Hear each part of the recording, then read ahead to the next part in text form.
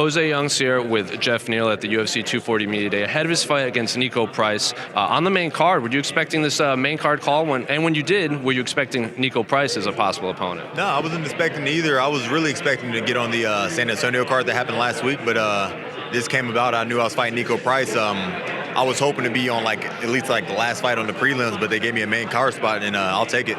Why did you expect to be on the San Antonio card? Just because ties to Texas or something? Yeah, I live in Texas. I fought on the last two cards in Texas, fought on the Austin card and the Dallas card, so I just assumed, hey, they're going to put me on the San Antonio card too. Is this your first fight in Canada? Yeah, first fight out of the States.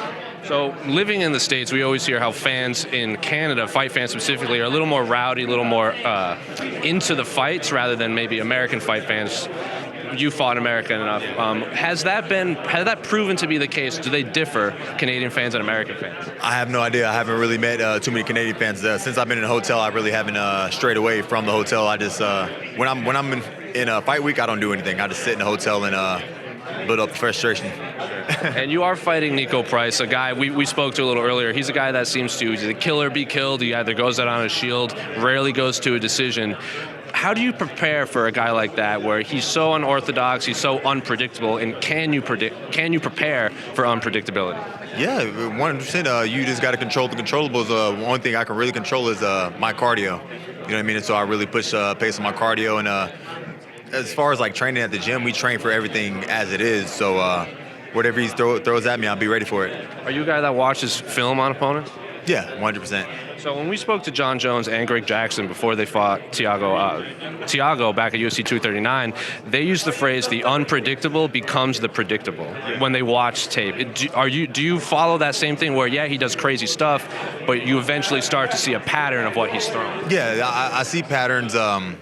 Yeah, the 100% unpredictable becomes predictable. I watch enough film on him. I kind of know his tendencies. I know what makes him come forward. I know what makes him go backwards. I know what makes him stop in his tracks. I kind of know him.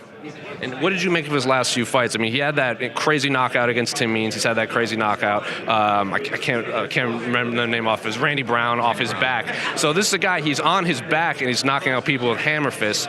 Did you watch that fight when it happened? What did you think of it? And what did you make of his style, or not even style, his last few performances? His last few performances, you got to be. You're not safe anywhere. You know what I mean? Whenever you think he's hurt or he's in a vulnerable position, he can still knock you out. So I just got to stay on my P's and Q's. If I don't knock him out with a clean punch, and if I hurt him, I just got to take my time to get the finish. And correct me if I'm wrong, your last fight went to a decision, correct? Yes. So do you take anything away from that? You're finishing a lot of guys, but then you spend 15 minutes fighting Belal Muhammad, if I'm not correct, probably your toughest opponent to date in the UFC. What did you take away from those 15 minutes that you can now bring into this fight? That I know I have the cardio to go 15 minutes, because after that 15 minutes, I wasn't super tired. I could have won another 2 rounds. I don't like decisions. That's what I took from it, and I'd rather get the finish. That's really what I really took from it. Not let that shit happen again.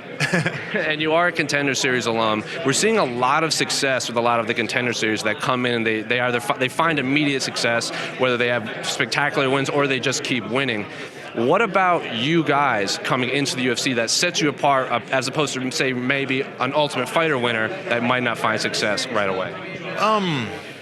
I think it's just it's different because it's just the top guys from around the country, and then you just put them together. We fighting in front of Dana and all that, and when you're fighting in a Contender Series, it shows that if you're ready for the big show. If you can fight under that pressure, because I feel like the Contender Series, it's more pressure than fighting in UFC, because that's make or break. It's man, if I lose this, I might not ever get in the UFC. You know what I mean? So a lot of guys everything they worked for in their whole lives and their whole career is riding on that one fight. So if you're able to pull off a good performance in the Contender Series, you'll be great in the UFC. So I have to ask you this specifically. We've asked a few of the other Contender alums. I don't know if you watched Brandon Loughnan's first fight on the first episode of this season. He went for a takedown with 10 seconds left. Great fight, but Dana White said that takedown maybe didn't get him the contract, because he doesn't want guys that goes for takedowns with 10 seconds left. When you're sitting in that room thinking, maybe did I not get a contract, and now you're coming into the fight, what do you think of? Are you fighting for Dana, or are you just trying to get the win? Man, that is a tough one. If you're on the Contender Series, you better be fighting to get the contract. You know what I mean? Or to get the win. When I went into Contender Series, I was just fighting to get the win. But the way I win is knock people out, so that just it works out for me. You know what I mean? But if you're a wrestler and the way you win in is wrestling, you might want to rethink it, like, hey, maybe I need to take this guy out instead of just take him down to the ground and control the fight. Have you seen any of the new UFC Apex that they're holding the Contender Series in this season? I've seen it. I haven't like seen it in person, but I've seen it on online. Any part of you jealous that you didn't get to fight in there?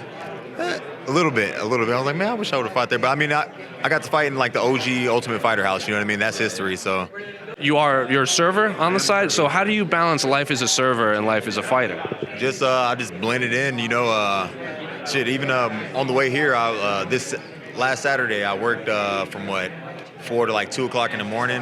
My flight was leaving at 7 a.m. So I just stayed up, packed everything, and left my apartment at 5:30 and came straight to Canada.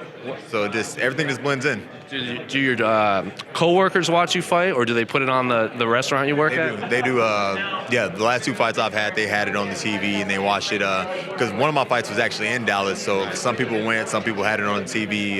Yeah, it's pretty cool. So do you plan on keeping that job? Or are you working to you don't want to be a server, I imagine? No, I don't want to be a server, but I still want to, until I find another revenue of income, you know what I mean?